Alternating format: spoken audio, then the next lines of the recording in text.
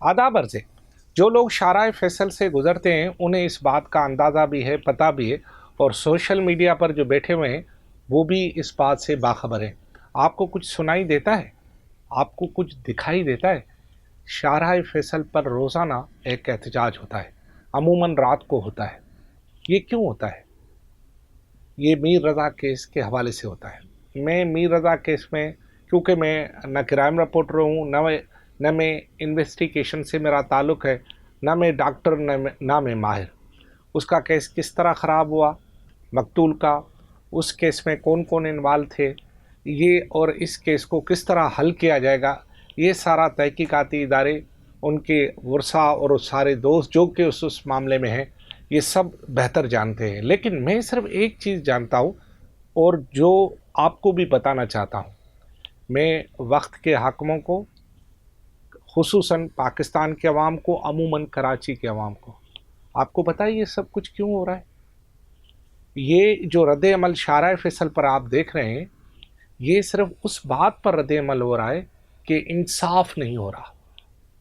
और मैं आज, मेरी तारीख नोट कर लें, आज 12 और 13 अगस्त की दरमियानी शब है।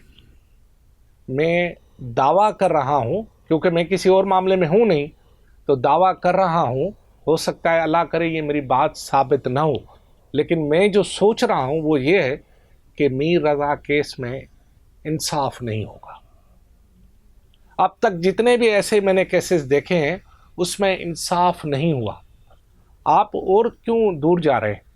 आप ये मुस्तफ़ा वाले केस में देखें, अर्गमान वाला कितना बड़ा केस हुआ, क्या हुआ? पेशियाँ हो रही हैं, वो जेल में है, बस सज़ा वज़ा हुई, कुछ भी नहीं हुआ। वो आगे चलकर इन्वेस्टिगेशन ऐसा कच्चा केस बनाती है जिसमें इंसाफ की तवक्को ही नहीं है आपको। आगे जज कहेगा ये तो कोई चीज़ ही मेरे सामने नहीं आई है, आप ये क्या लेकर आए, उठाओ, अपना भी टाइम ज़ाया कर रहे हो, हमारा भी। उम्मे रबाब केस आपके सामने नहीं है?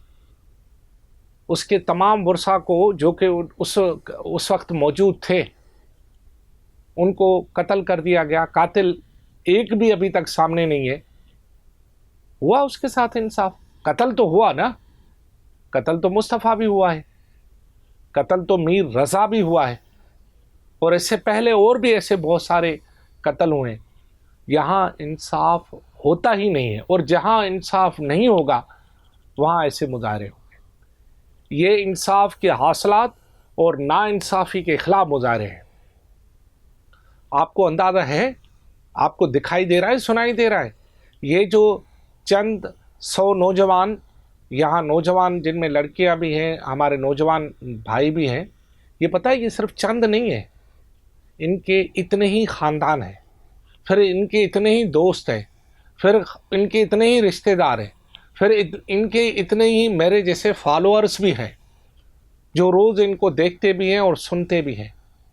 आपको अंदाज़ा है कि ये तहरीक मिडिल क्लास की तहरीक भी हो सकती है, क्योंकि जो 3 तलवार पर तहरीक शुरू होती है, वो, मैं ये नहीं कह रहा हूँ कि वो लोग मुखलिस नहीं है, लेकिन वो तहरीक ज़्यादातर अपर क्लास की होती है।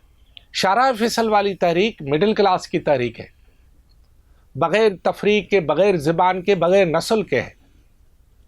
ये तहरीक अगर बांग्लादेश के लोगों की तहरीक की तरह उठी, ये तहरीक नेपाल की तरह उठी, ये तहरीक जो है वो श्रीलंका की तरह उठी, और ये तहरीक जो हालिया हिंदुस्तान में अभी ख़त्म नहीं हुई है, ये तहरीक को आप इब्तदाई तहरीक के तौर पर ले।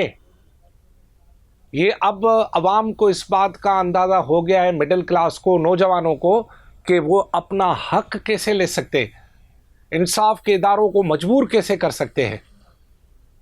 एक तरह से इन्होंने एहतजाज करके, जो कि कंटिन्यू है, एहतजाज करके आपको मजबूर तो किया कि इन्वेस्टिगेशन गलत हुई। इन्होंने एहतजाज करके आपको ये तो कहा कि आपके जो लोग हैं उन्होंने गलत काम किया। अब आप मान रहे कि हाँ किया, चीफ मिनिस्टर तक, आईजी तक सब मान रहे। तो आप इस बात को समझें। मुझे तो ये जो शाराए फैसल का एहतजाज है, ये आगे चलकर कराची के नौजवानों का बग़ैर नस्ल, रंग, ज़बान के مڈل کلاس کے احتجاج کی تحریک میں تبدیل ہو سکتا ہے، ہوگا ضرور، کیونکہ انصاف نہیں ہوگا۔ میں پہلے سے لکھ کے دے رہا ہوں، انصاف نہیں ہوگا، اور نہیں ہوگا تو یہ تحریک صرف شارع فیصل تک محدود نہیں ہوگی۔